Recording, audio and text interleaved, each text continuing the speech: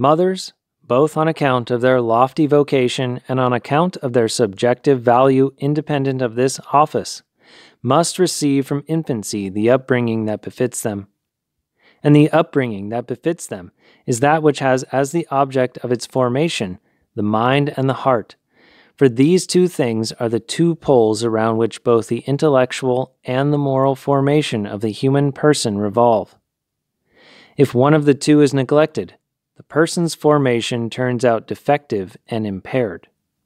The mind and the heart, although they are organs of a single soul, nevertheless require different means and manners of formation.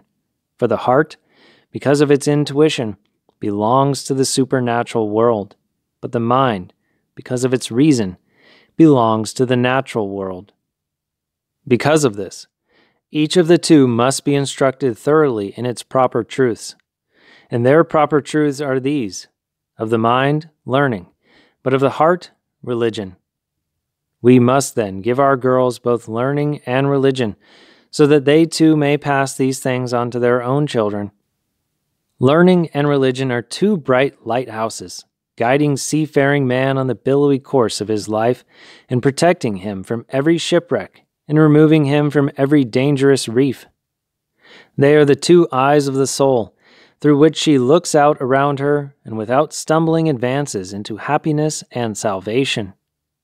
They are the two spiritual organs that perfect a man and present him worthy of his lofty origin and of his lofty position in the world. Only thus formed can mothers present virtuous children, good citizens, and brave men. We have before us as radiant examples the mothers of all great and virtuous men.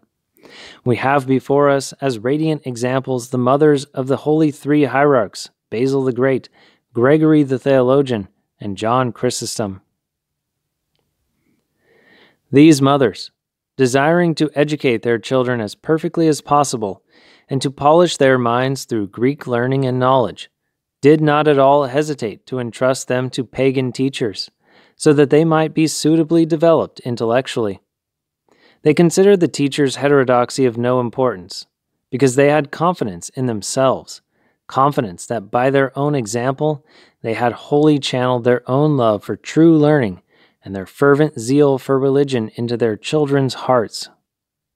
They recognized that nothing would be strong enough to shake their sons' religious principles and convictions, because these principles and convictions had been carefully built upon a rock.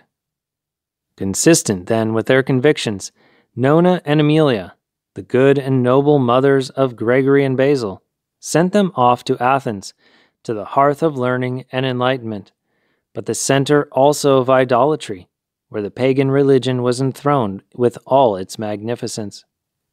But their confidence was not disappointed, for the two young students, having alive in the heart of their heart the fire of faith in Christ, remained uninfluenced during the whole period of their studies. For being neither shaken by the teaching of professors systematically waging war against Christianity, nor seduced by the magnificent ceremonies of the pagan religion, but remaining vigorous and lively in their religious convictions, they returned to their mothers, presenting themselves to them as a reward for their labor of child-rearing, for their motherly care, and for their virtue. And the reward was rich indeed, for they were receiving their sons back as members of Christ, as members, that is, of themselves. For he that is not a member of Christ is not a member of a Christian mother either, for a Christian mother, being a member of Christ, cannot have a foreign member, a rotten member, a corrupt member. Had the sons wandered away then, it would have meant their perdition. We can therefore fittingly call their sons' keeping of the faith in Christ a reward for them, a reward which would never have come about had the mothers not been formed in a Christian manner. John's mother, too, the good and noble Anthousa, widowed at the age of 20 and having only one son, devoted herself entirely to his upbringing, valuing the attention paid to her son's upbringing above a second marriage. But likewise, when he who was most dear to her, her only begotten son, had come of age and was in need of further education, this same woman did not hesitate to entrust him into the hands of a pagan teacher for the development of his intellectual powers.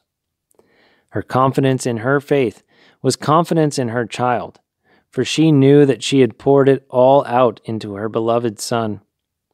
And she was not disappointed, for immediately after the completion of his studies, having briefly pursued the work of a teacher of rhetoric, John gave himself up to the service of the church. Libanius, John's teacher, was greatly pained at his failure to convert John to his own religion, and, "Alas," he exclaimed, "what manner of women there are among the Christians," indicating by these words the cause of this failure. How truly beautiful! What radiant examples we have before us in these pious mothers! What wondrous images! What wondrous models! Who can deny that it is the mothers who produce great and virtuous men?